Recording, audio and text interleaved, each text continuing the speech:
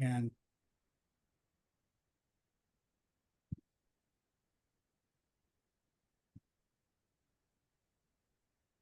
Okay. Yeah, Tim, I think we are live. great. All All right. right. Well, welcome everybody. We're going to start here probably in just one more minute. Let everybody hop in. Got a packed house today, as every Thursday. Always have a few hundred schools registered, so that's awesome to see, and especially with many of you starting school, maybe you're a week or two already in the school, or it's rapidly approaching. Um, as I'm going to be turning things over to here to Tim in just a moment. In the meantime, just a few housekeeping items. As always, you will get the recording. Um, if you ever miss a webinar, maybe you didn't register. If you ever want to take a look at the recordings, head on over to the Montessori Foundation's YouTube page. They are all uploaded there, including our Tuesday webcasts as well. So you can find them there. When you are done today's session, we always appreciate if you take 15, 30 seconds just to let us know if there's a post-webinar survey. Let us know what you liked, what do you want to learn more about. If you need any additional assistance, whether it's with Tim and the Montessori Foundation, to schedule a potential consulting call to just answer your questions, help you with your strategic planning, help you grow your school. Tim, you can certainly speak more to that, especially in relation to today's content. On my end, as many of you know, we have the Growth Suite and the Montessori Growth Suite. It's an all-in-one software platform. If you're interested in learning more about that, especially recently, we've launched our AI ads platform, which we talked about last week. That if you want to see a demo of that, so how you can now run campaigns, launch ads without an expensive agency. There's a checkbox there that you can say, yeah, I'm interested in learning more. We'll get you some more information. Well, with that being said, I am going to pop off here behind the scenes. I'll be monitoring the Q&A, so we'll have some time for Q&A. And again, if you have questions, please use the Q&A feature here. I'll keep an eye on those, and Tim, I'll either toss those to you during the session, or we'll have time towards the end. But with that That being said, Tim, yeah, let me turn it over to you. that's great. Will everyone get the handouts as well? Yes, they will. Everybody will get the handouts. Yeah, So you'll slides, get, handouts. Yeah. yeah, you get the slide and you'll get an article describing this in greater depth. So my name is Tim Selden. I'm the president of the Montessori Foundation, and welcome to our weekly forum of the Independent School Leadership Forum. I'm the president of the Montessori Foundation, and I speak Montessori. I also speak independent school. I have more than a little acquaintance with faith-based schools. We work with charter schools, public schools. So bottom line, we are here to help. I want to acknowledge my colleague, Jonathan Wolf, who developed a course on having difficult conversations, not just with parents, but with staff, with board members, whoever. And a lot of what we have here is inspired by Jonathan Wolf's wisdom. I really appreciate him. So we all have difficult conversations. And the idea is that there's a Montessori way of doing things. It's not unique to Montessori, but because I'm a Montessori educator and because there's so much the ethos and the philosophy behind Montessori, we're going to talk about the Montessori way. It's leading with clarity and compassion.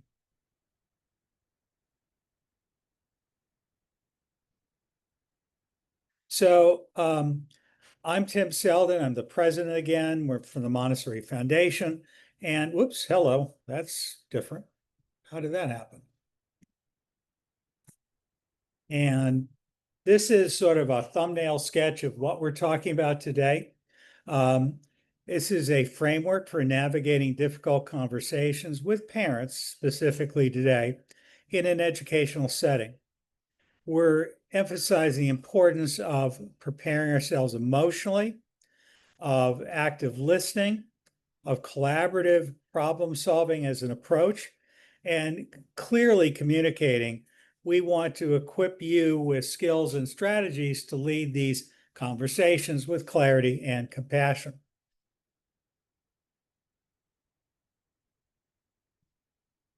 So the bottom line is we're going to have situations where we've just got to have an honest conversation with a parent. The child may be struggling academically or socially. Um, it could be the child is being challenging in his or her behavior. It could be that we have a child who we think is neurodiverse and may need to be diagnosed or evaluated. It could be that we already know that he is or she is neurodiverse and the behavior is becoming disruptive and problematic for the educational program. And it could be that we're dealing with either real or imagined potential parent pushback or denial. These are things that every school leader has dealt with in the past and will deal with in the future. It's part of our work. So these are opportunities to build a better relationship. We have this little diagram on the right, which suggests a plane that's flying level. And if you look at it closely, you can see that, it's talking about some of the main points that'll be in this presentation. The idea that first off, we have to approach it with a mindset of compassion, consideration, and courage. We can't be afraid that they're going to get angry with us. The odds are they're going to get angry with us. We also have to know that we're on the child's side and we're on the parent's side. This is not a battle. They may be angry with us. They may be ready to sue us or threatening to sue us. We're looking to find common ground. We're looking to try to get the parents working with us for the sake of the child. And we're usually not telling them what needs to be done. We're approaching this as a puzzle, and I'll go into that in more depth. In other words, instead of coming in with an agenda, this is what's happening. I'm the expert. You're going to do what I say, or you're foolish. We don't do that. Instead, what we want to do is share very honestly what we're seeing, what we're recording, what we're thinking, and we want to approach this in a manner that's very respectful to the family, very respectful to the child. My friend and colleague, Dr. Ann Epstein, always said that when a family is faced with a situation where we're having a conversation with them about their child's failure to progress or behavior problems or possibility that they're neurodivergent, it's as if you're telling them that they have cancer. They go into fear, panic, mourning, defensiveness. It's very difficult to be a parent in that situation and not start to feel sad, wanting to run away, just wanting to put your fingers in your ears and say, yeah, I don't want to hear this. I don't want to hear this. So what we're trying to do is recognize that when we're having these conversations, we may be ourselves feeling defensive, or we may be very frustrated, or we may be very confident that we know what needs to be done. Whatever we're feeling, we're going to get a lot further if we're trying to imagine what the parent is feeling. And they're probably feeling like throwing up. So it helps to understand it. And part of our goal is to have a difficult conversation, which is not pleasant, but to come out the other end with them working with us instead of running away from us and saying, I'm going to find another school. Maria Montessori said this in her rather flowery language: purify your heart and render it burning with charity. Well, I don't know if we're going to purify our heart and render it burning with charity, but the approach of really feeling kindness and compassion and sympathy for the family and recognizing they don't necessarily feel like they want sympathy or need it. I mean, they may already know. They may be ready to kill their kid, or they may already have had the child diagnosed and they just never told you. But the bottom line is, if you approach it with a very, very even hand, with an absolute commitment in your heart to, we're not here to make the parent feel embarrassed, nor are we here to whitewash the problem. We're here to just have an honest conversation and hopefully work together to figure out how do we approach this next. So when we do one of these things, or when we're planning one of these meetings, we want to start by pausing and reflecting. We want to reflect on the emotions and biases that we may be having in our own hearts whenever we have this kind of difficult conversation. We want to ask, in our own experience, what kind of situations tend to trigger us to feel defensive or angry, judgmental, frustrated? So the more we know about ourselves and what's going on for us, the more likely we are to be able to have this conversation and have it be productive instead of just adversarial. We want to set the stage for a constructive conversation. To do this, we want to have a time that we've chosen that is the right time when both parties are available and both parties are there ready to have a serious conversation. And I don't mean the parent is sitting there expecting that you're going to throw the kid out of school. It's that they understand that we need to work together. We need to have time that we commit to working together to talking about the problem. And you're not going to just talk at them. We're going to talk with each other. We want to pick the right place. The environment needs to be private, so they're not being overheard. It needs to be comfortable for them. And it has to be free of distractions. You definitely tell your assistant no interruptions whatsoever, unless it's a total, disaster. The building's on fire, something like that. Third is you need to approach this with the right mindset. You've got to be calm. You've got to be empathetic. You've got to be oriented to finding a solution together instead of walking in knowing that you have the solution in your pocket. That's not going to work. You've got to approach this with the idea we're going to figure this out together. And in planning the meeting, you've got to plan enough time. There's nothing worse than having this kind of conversation and the meeting's going to take an hour and a half and you've only dedicated 30 minutes. Now, to some extent, there are some situations where the parent will try to run away with your evening. You're going to have to be able to control the conversation enough to say, we've got an hour. An hour should be enough, but I'm afraid that we're getting into other conversations here. And I'm more than happy to have another meeting with you, but let's focus on what we're here to do today. And then we can have another meeting if we need it. In creating these right conditions for a productive conversation, we're setting the stage for open communication, mutual understanding, and collaborative problem solving. So we want to build trust. That's the real goal here, and that takes time. Building trust with families is something that doesn't happen in one meeting. It's something that hopefully you did starting with the first time you ever met these people when they were applying to your school. And we build relationships from the first day that we meet them and all through the admissions process and all through the first month of school and so forth. We really have to get to know our parents and we want them to get to know us and begin to trust us. It's an ongoing process. It requires positive interactions that we make with them deliberately. We want to think of it like a bank account, and we're making emotional bank account deposits by reaching out to them, letting them go know good things that are happening with their kid, because hopefully there's something good that's happening with their child. It's not all bad. It may be you got a teacher frustrated, or it may be you're concerned because the child did something outrageous. But the bottom line is we're going to get we'll catch a lot more flies with honey than with vinegar, as the old saying goes.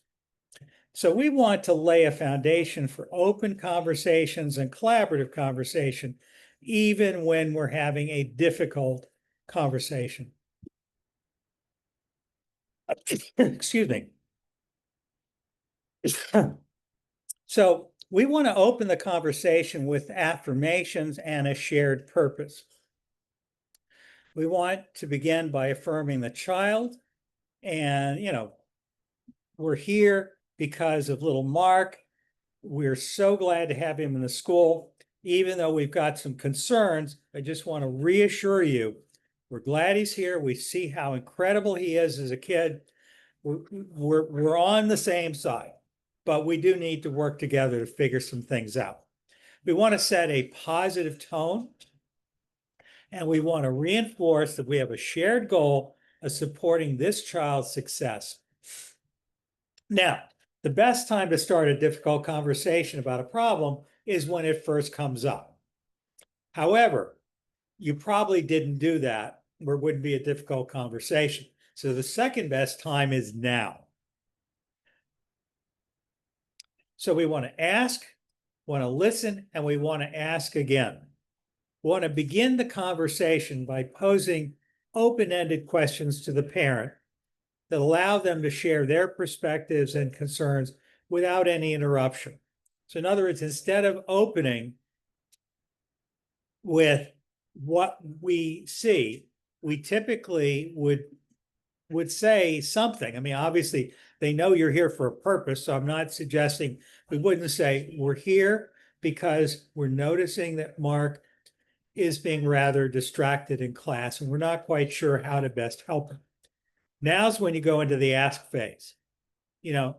From your experience with him in other schools, is this something that he was experiencing before, or do you notice that outside of school? The second is to listen. You want to actively listen to the parent or parents, focusing on understanding their point of view, their emotions, and the context of the situation. We don't want to jump to any conclusions. We don't want to formulate response while they're talking. You just want to listen. And if anything, you do active listening. You say, if I understand correctly, Mark had this before in his Bible study classes or in his last school. And is there anything that you found that worked to help him be more successful? As you're listening instead of lecturing them. Third thing is we're going to ask again. And by asking again, we're saying after we've been listening attentively, we're probably going to have some follow-up questions that clarify any points that they've made, where we just want to make sure if we're hearing them correctly, or we may want to explore the situation more deeply.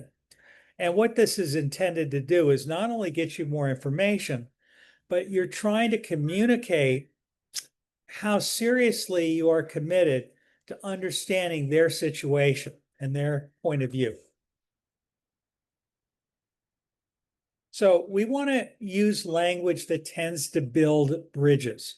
For example, we have observed this, or these behaviors seem to be getting in the way of, as opposed to your child is disruptive and you need to fix this at home. For example, collaborative phrasing might be, we don't know yet what's causing this. Have you noticed anything at home? You want to avoid blame. You want to frame the issue as a shared puzzle that we're working on together, not as a problem that we're going to fix. That's an important concept. We are solving the New York Times crossword puzzle together. We want to explore. We don't want to diagnose. So by framing the issue as a shared puzzle that we're solving together, we're avoiding assigning blame. We're not pointing fingers. But what we're doing is approaching the problem collaborative, a challenge that we're working on together. So we want to use open-ended questions like, what have you noticed at home? And be genuinely curious to understand their perspective. We want to acknowledge what you don't know.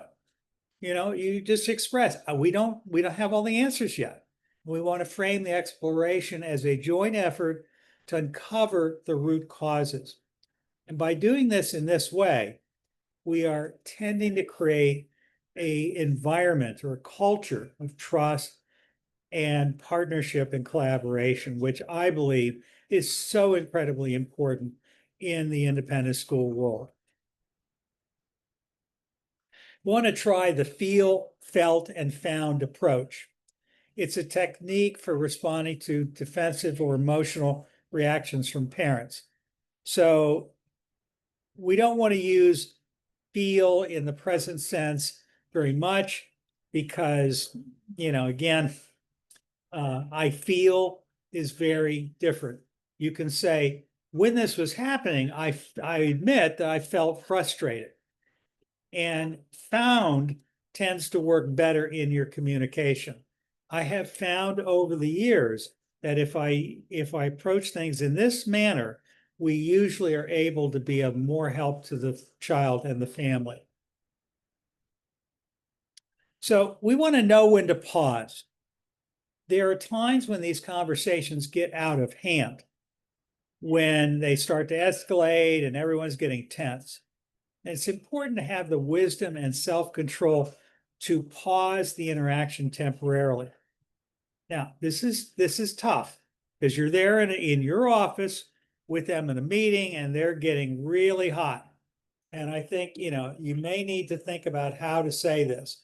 One way that I do it is I'll do a, whoa, let's have a timeout here. Let's just breathe. I know we're all getting upset. Let's stop. We are really not here to blame. We're here to think this thing through together. We're here to try to figure out next steps together. We're not trying to blame. We're not trying to ask your child to leave the school. We're trying to figure out how to best help your child.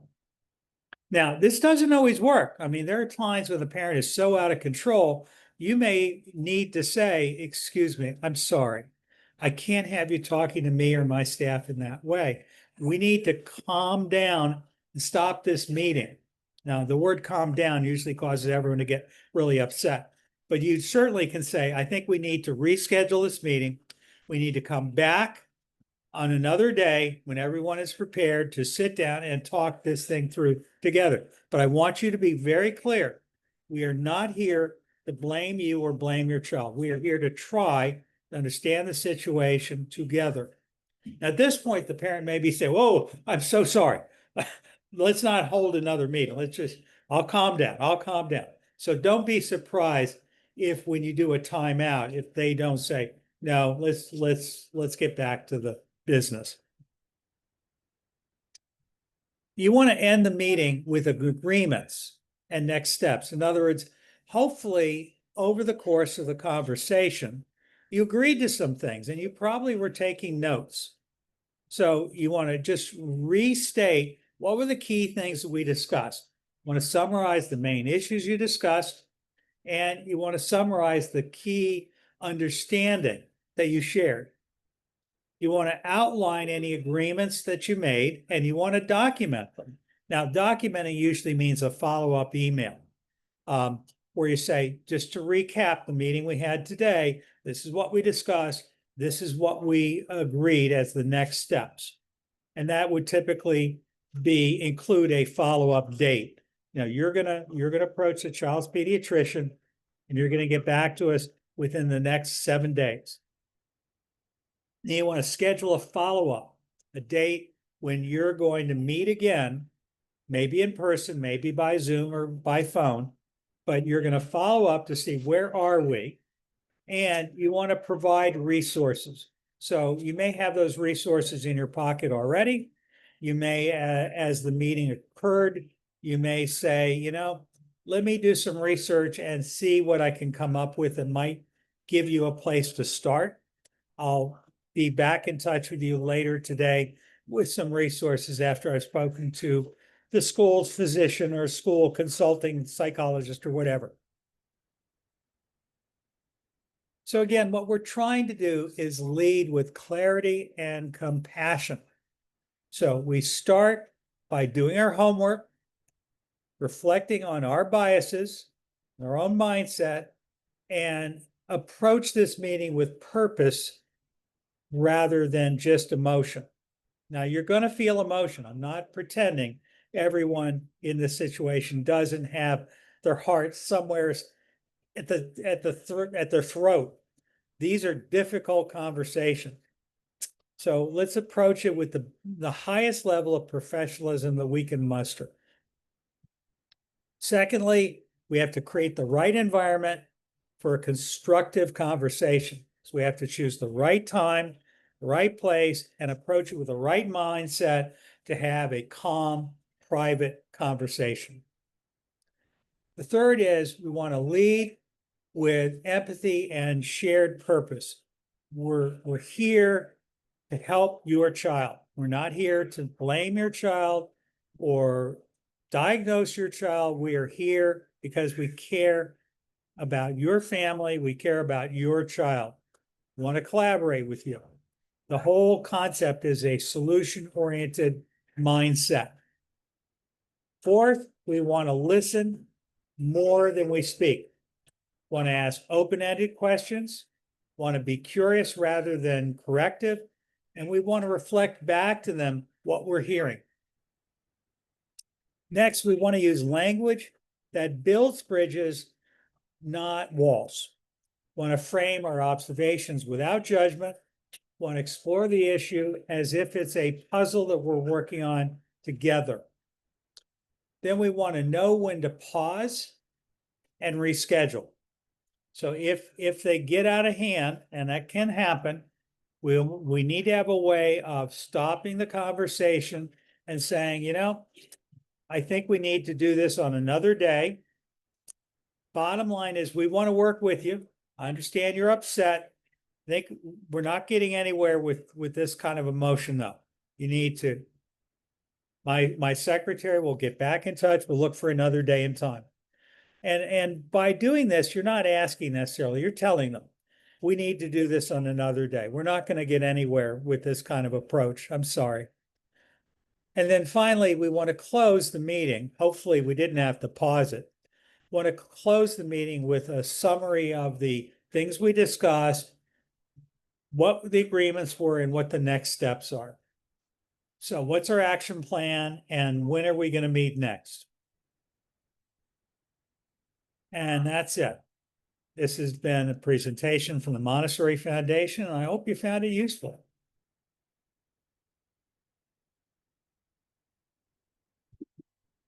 So, Clint, are there any questions in the question room? I see that Warren McPherson's here and has raised his hand.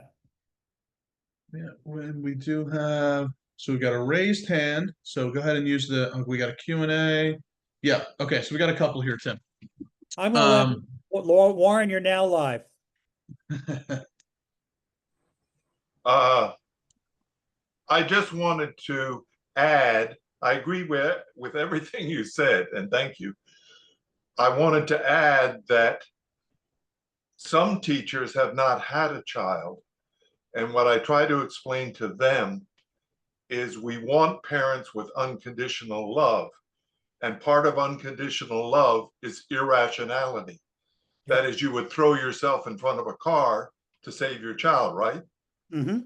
That's irrational. Absolutely. You cannot ask a parent to be rational. That's why Ann Epstein's advice to us, Warren, was always so good. A parent, it's as if you're telling them their child has a life-threatening disease. They're not going to be rational. But we want parents who have unconditional love of their children.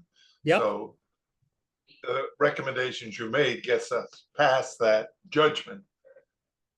And sometimes teachers who have not had a child have a more difficult time understanding that. Yeah, it's where the parents coming from. Yeah, Warren, you're so right. You've got a lot of wisdom, my friend. You ought to join us on this webcast as a guest. We'd love to have you as a panelist. Sometime. I'm collecting and preparing all of my resources and thoughts. It's a big job, but I do hope to become more involved. Well, Warren, you've done a lifetime of wonderful work, and you're a good friend. Thanks for raising your hand. Okay. Anyone else has got anything? I see that we had a comment. Great information. I sure appreciate that. Sorry, a couple questions, a couple comments. That's great. Here we go, Tim. How do you handle a parent who consistently chooses not to believe you? For example, we have a parent who is convinced her child is behind, despite all of our assessments saying she's doing well, and has told us we've been lying to her. Well, and Warren, please stay on and unmuted. You're welcome to be there as a, we don't see you, but we hear you. I think the bottom line is you can't be a partner with someone that just thinks you're a liar. So again, just keep trying to say, I'm sorry you feel that way. I think we can prove to you what the facts are, but I hear you. In your mind, you're really worried that your child is not getting as much out of her education as she could. And I get it. I'm not quite sure what we do with that. You chose us, we chose you. We want to work with you. What do we do here? How can we move ahead? Warren, you have any thoughts? Uh, Sometimes someone is not a good match, and if the parents won't yield any ground, then you might recommend to them that they might want to look at their options. Yeah. The way I usually say it is, look, we love your kid and we love you, and I don't want you to hear this in the wrong way, but it feels to me like you're having a really hard time trusting us. And if you really are this worried or you're really feeling like we're lying to you, that's putting your child in a situation where she's got to choose between the mom she loves or the dad she loves and the school where she goes to school. And that's not good for your child. So if you're really feeling that concern, we want to help you if we can, but we can't have you create a situation where your child is caught in the middle between us. That's not okay. Exactly. Again, really, really hard situation that you hate to see will happen, but it can. All right, good stuff. Another question. My question is, why should this difficult conversation be, or wait, why this difficult conversation should be with leadership and not the teachers? Because teachers work with the child, not the leadership. So who should the conversation be with, leadership or the teachers? Well, I think teachers often feel really threatened by this sort of thing. I definitely agree with the person asking that, the issue is between the parent and the teacher. So the question is, where does leadership of the school come in? And one, we get involved when the teacher asks us for help. We get involved if the parent asks us for help. Now, of course, we always say, have you spoken with the teacher yet? Would you like me to arrange a meeting with the teacher so that you have the opportunity, or would you like to speak to them on your own? So the teacher could be asking for us to assist them. The teacher may be shaking in her boots, in which case we're going to say, Warren, I really think maybe we need to help you with this one. Is that okay? But I agree with the questioner. It is the teacher who has the day-to-day relationship. That's a very precious relationship. I see we got a hand up. Why don't I'm gonna turn Modupi. I'm not sure. I hope I'm pronouncing your name right, but I'm turning. You are now able to speak. Hi there, Modupi. If you unmute, you can actually speak. You raised your hand. Well, here's what I'll do, Tim. I'll go to another question, and Yep. if they want to hop on. Okay, Can so you we've hear me? answered. Can Oh, you hear me now? Yes, we we hear you. absolutely Hi. hear you. Hi. How do we pronounce your name correctly?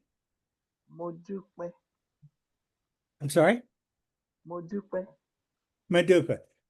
Hello, Yes. Maduka. What would you like to share? Hello. Well, it's like a contribution or a question. Let me just state it this way. It's like a cultural conflicts. I'm an African. Okay, and On Saturday, we had a heated argument with our son, who has schooled in the Western world, has been here for about 15 years. So, and we came around for a visit, and we observed certain things that, for us, is not acceptable to us. We tried to caution him. It turned out to be a heated argument between him and his father. That's my husband now. And if I had listened to this conversation before then, it would have been handled better.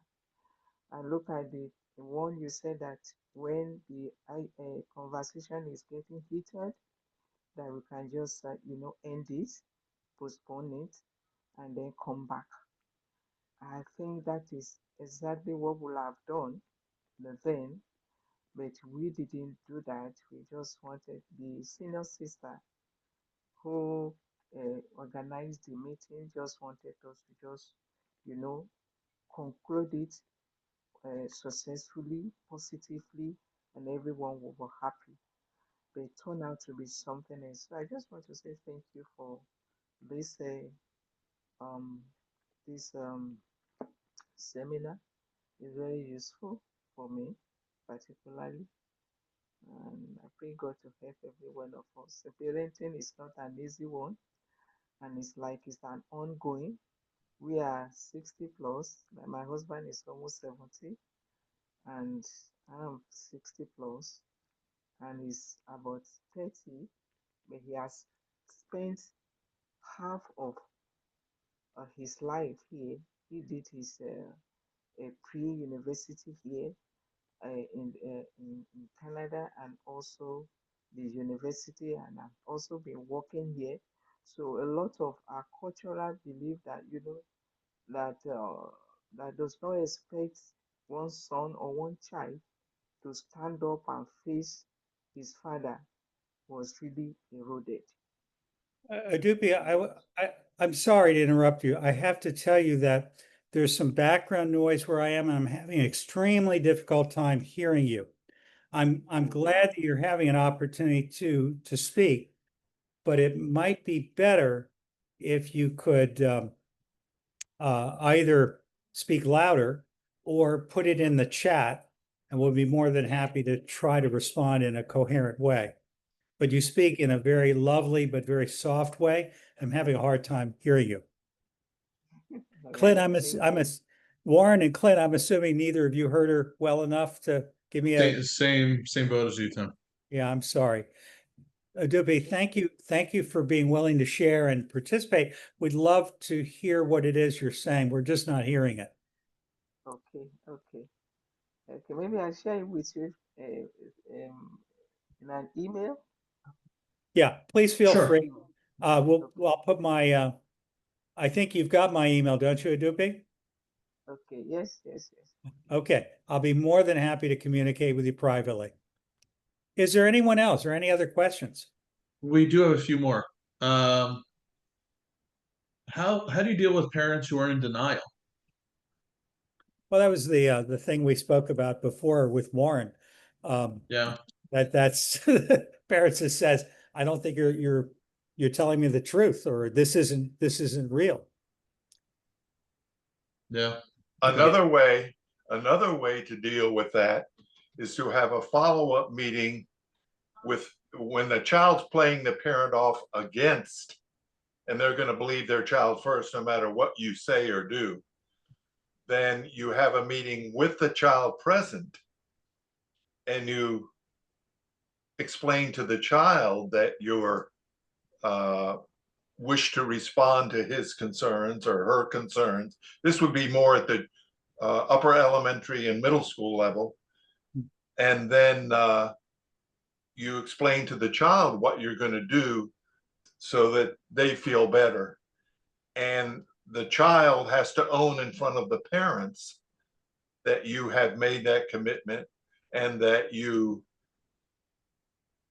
have that compassion and that you want to help them. Yeah. Well, I mean, that's certainly the right strategy, and hopefully the child is able in that situation to work closer to the truth, although they aren't always, as you know. You can tell by the smirk on their face if they know what you're doing. My mother had a situation which was really sad many, many years ago.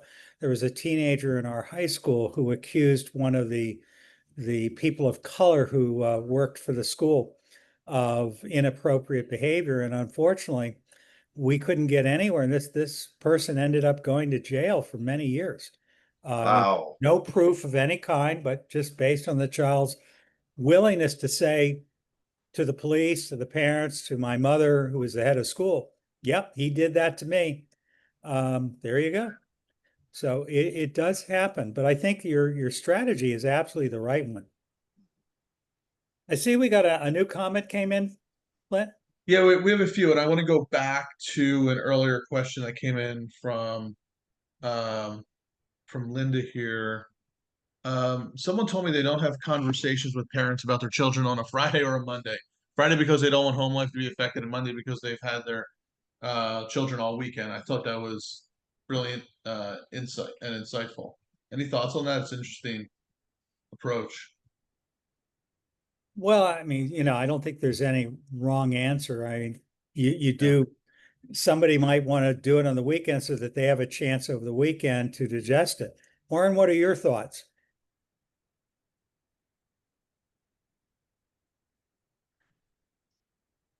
I think I caught Warren off guard.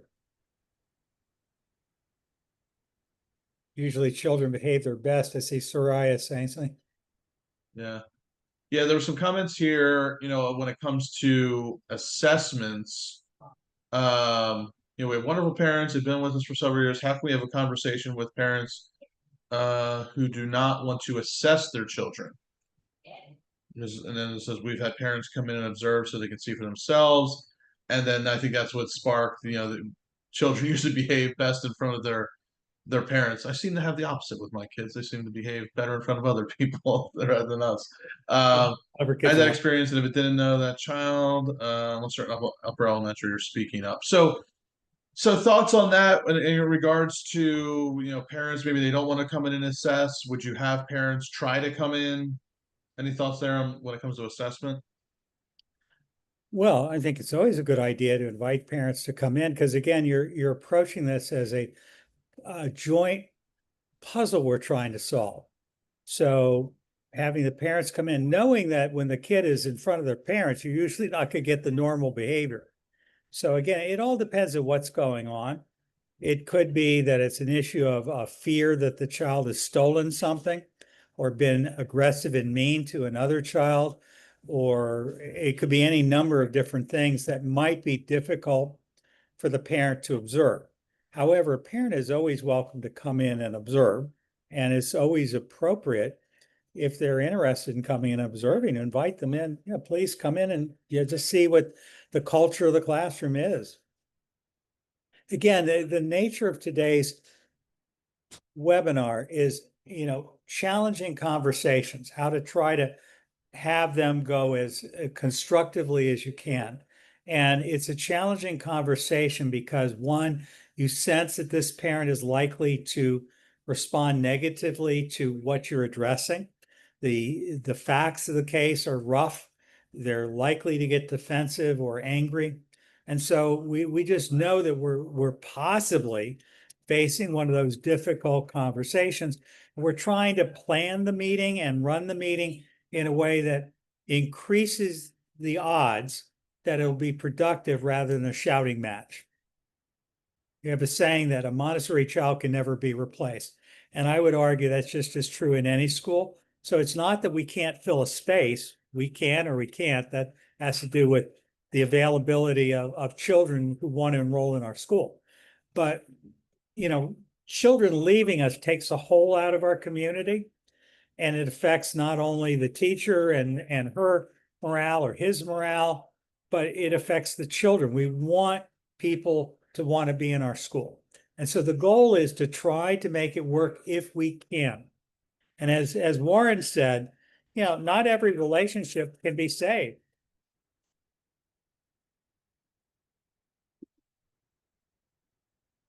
Soraya notices asking whether this is a weekly ongoing program, and the answer is yes. We have 2 that go on every week.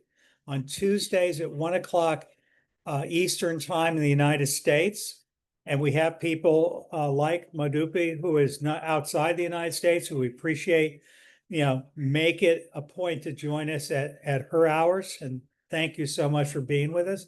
We are a global classroom, but on Tuesdays at 1 o'clock Eastern time, Clint and I run something called Finding the Perfect Match, which is all about recruiting the right families and admitting them and building community, right?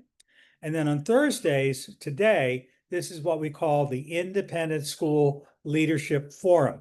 Now, even though people like Warren and I are Montessori educators, we understand what it's like to run public schools and charter schools and non-Montessori programs and preschools and all kinds of schools. So this is a day when we try to deal with topics, whether you're Montessori educators or not, more than welcome. I see that Linda is asking, how do you join the Tuesday class? Clint, can you help her out? We'll get an email out to you. Yeah, it's just it's a little bit different than this in terms of, for these sessions you have to register. The Tuesday sessions are a webcast, live conversations. Everybody's kind of on video, and we just give you a Zoom link and you can hop on. So we'll make sure we get an email out to everybody, and Lyndon, get an email out to you and everybody else to, if you're not part of those Tuesday sessions, we'll get a link for the next session. Yeah, and I can only say, and this big pitch to you, Clint, one of the reasons why I started doing this with you is because, when my little school was struggling, you really were invaluable. And I've worked with a lot of people who are in the business of helping schools to advertise and market and manage inquiries. And you just did such a good job at such an affordable price compared to the other people I know, like, and I'll say them, Nito Marketing, which does a great job, and School Success, which again does a great job, and Montessori Agency, which does a great job. And there are plenty of others. I really think you're among the best I've ever seen. So part of why I'm here is my real endorsement of your work, Clint. Clint used to work as somebody involved with independent school marketing, another group that Warren and I know well and respect. And I think you have so much wisdom and experience in your own right that I appreciate that you went out on your own, and I really like what you're doing. So we'd love to have folks join us on Tuesdays. Yeah, I appreciate that, Tim. Yeah, I mean, these sessions, I'm glad we're doing it together, and I really enjoy sitting back and listening to sessions like this, and your wisdom for that you're giving to everybody on these sessions, whether it's difficult conversations or like our previous session, which was on how to develop those partnerships with parents. So yeah, no, I love these sessions and enjoy as many folks joining us as possible. And while I say that, I also want to make sure, as we're approaching the hour, we did have some questions, and I think a question came in. Yeah, let me just see here from Leslie. Recently it says we had a conflict with a parent who was angry with our school's policy on political messaging on clothing. After several difficult conversations, I have come to the realization that their disappointment is more to do with them feeling a dent in their personal sense of belonging at our school and less to do with the actual policy. Big feelings were expressed. So yeah, there's a challenging conversation, especially when politics are involved. That's always an interesting one. But any thoughts there about I do. that type of stuff? Yeah. To me, when Warren and I speak about Montessori, what we're speaking about is a way of life, a way of trying to search for common ground and kindness and nonviolence and a non-adversarial approach. Now, as we believe, I believe both of us, I know you well enough, Warren, to know that you will always do your best to find common ground with someone who's upset with you if you can. And we can't always. And I think what I would do with a parent who is feeling disconnected, whether they're radically liberal and they feel like we're just not taking a socially responsible stand on some issue, or whether they feel that we're too liberal and we're not respecting their point of view as a more conservative minded fan. The bottom line is, what I would always say is, look, our school is meant to be a place of many different perspectives and common ground. The reason why we have this policy is we don't want kids getting into an us them, we're Democrats, we're Republicans, we're socialists, we're whatever. The bottom line is, we can have conversations, but we always try to help kids to say, what does the other side think? In other words, rather than just saying, well, my family, we're Democrats and this is our position, we say, okay, let's switch hats for a minute. Israel and Palestinians. If you were Palestinian, how might you be feeling about this? And if you were Israeli, how would you feel about this? Some schools would say, we just don't discuss politics. I find that most schools don't. What they really are saying is, we don't divide up into gangs. It's not us versus them, but rather respectful conversation about different and sometimes conflicting points of view. How do we find common ground? And in the real world, that's tough.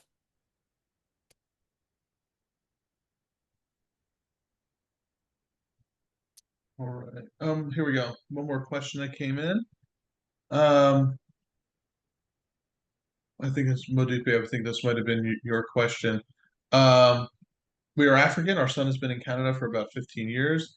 He did his foundation university here and working at the moment. That's half of his life spent here. Though he comes home once in a while. We also visit. However, we're here for quite a longer time. We notice some unacceptable behavior that are not acceptable religiously, Christian or culturally. Oh, you said you'll email. Okay, so situation there where you're experiencing something you're experiencing something with your son at a school. So got it. Okay, so yeah, so Tim she'll email you. That's fine. And I'll be more than happy to talk with you, Madubi, about that situation you're in. I can only say that, again, from my point of view, part of what a child's education is they're going to run up against situations where people behave differently, have different values, different morals. We have to choose, do we select a school based on shared faith, shared beliefs, a shared political outlook, and that's fine. Or is it our belief that our child in the real world is going to come up against people who are really different?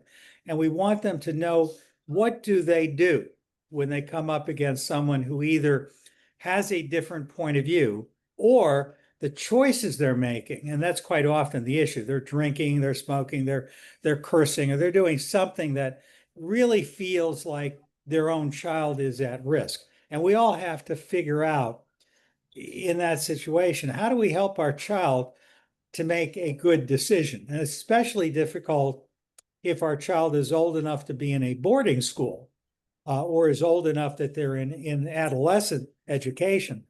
Quite often what we do is we don't decide for them, unless, if we can avoid it. If they're about to get arrested, then we put a stop to what they're doing. But for the most part, we work with our kids rather than telling them what they're going to do, right? I think we've had a third question come in, if I saw correctly. No, did I miss that? Hold on. No, I think we're good. Okay. I think that's everything that came in. This was great.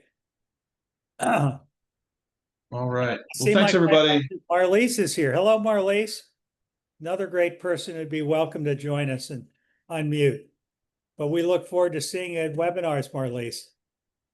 Yeah, we'll make sure everybody gets the invitation for Tuesday's session if you're not getting those. And yeah, those are a great complement to these sessions as well. So in case you haven't gotten enough of us already on Thursdays, you can join us on Tuesdays.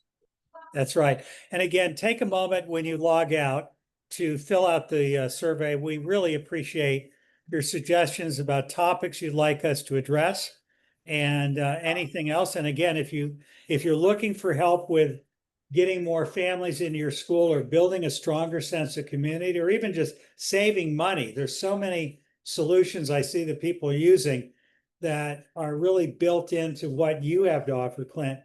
I encourage you to reach out to him. And if you want a mentor, coach, or consultant, whether it's to solve one issue or some sort of ongoing help, that's what the Montessori Foundation does in the world. We're here to help. So until next week, everyone, this is Tim Selden and Clint Lausch for the Montessori Foundation and for AIMS, the Independent School Marketing Solution Software. And Paul Day. Hello, Paul. How are you? So again, so many friends. We appreciate you all. We look forward to connecting with you either next week or on Tuesdays or outside. I think you all know where I live. I'm easy to reach. Clint, till next week. Thanks, my friend, for Sounds great. joining me. Have a great rest of the week, everybody. Take care. Bye, everyone.